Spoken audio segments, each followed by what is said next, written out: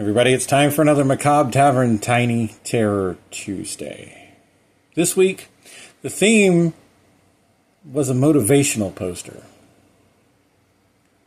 The silence was the first sign. I walked into the office, a place I normally navigate like a soldier crossing a minefield. The usual cacophony is gone. No gossiping slackers at the coffee machine, no syncopatic laughter from the sales department, just the low, oppressive hum of fluorescent lights and the rhythmic, hypnotic clatter of keyboards, like the clicking of a million tiny mandibles. Everyone was working, intently, and it was the most unsettling thing I'd ever seen. I filled my water bottle and slid into my cubicle, another gray box in a sea of gray boxes. On the fabric in the wall in front of me was a new motivational poster. A team of impressively cheerful rowers, their muscles gleaming with the word teamwork printed below. My stomach churned. I was caught up on my reports by 10, and the silence began to press on me, thick and suffocating. That's when Bob from accounting shuffled over, his eyes wide and unfocused.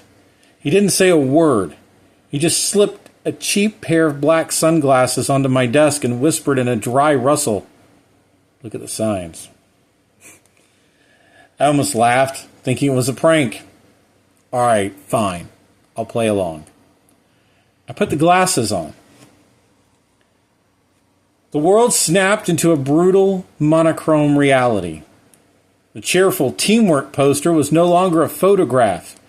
It was a stark black and white command. We own you. It made my blood run cold. I whipped my head around. The poster of a soaring eagle over the word success now read, "Obey." The kitten poster, telling me to hang in there, now screamed, "There is no escape." I ripped the glasses off, and everything went back to normal. Cheerful rowers, soaring eagles, the cute cat, but the lie was exposed. I looked at Bob, but he was already back at his desk, typing, his face in a perfect, placid mask. I had to get out. I walked towards the exit, my heart hammering against my ribs, but two men in bland, ill-fitting suits were standing by the door, their faces as empty as the posters. "The glasses," the one on the right said, his voice flat without inflection. What are you talking about?" I tried to keep my voice steady, but it cracked and betrayed me. "We know you can see," the other one said, taking a synchronized step forward. "Give them to us now." There was no malice in his tone, just a calm, administrative finality. It was more terrifying than any threat. I handed them over, and their hands clamped onto my arms like vices. But they didn't drag me. They just escorted me.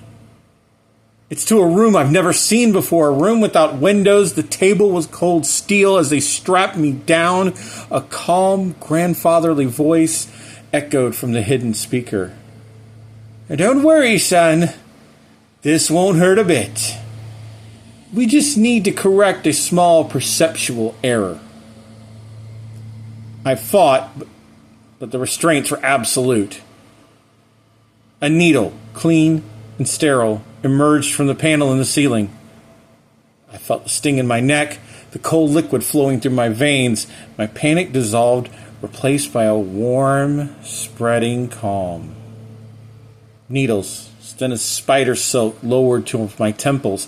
I saw them coming, and the fear was a distant, unimportant echo.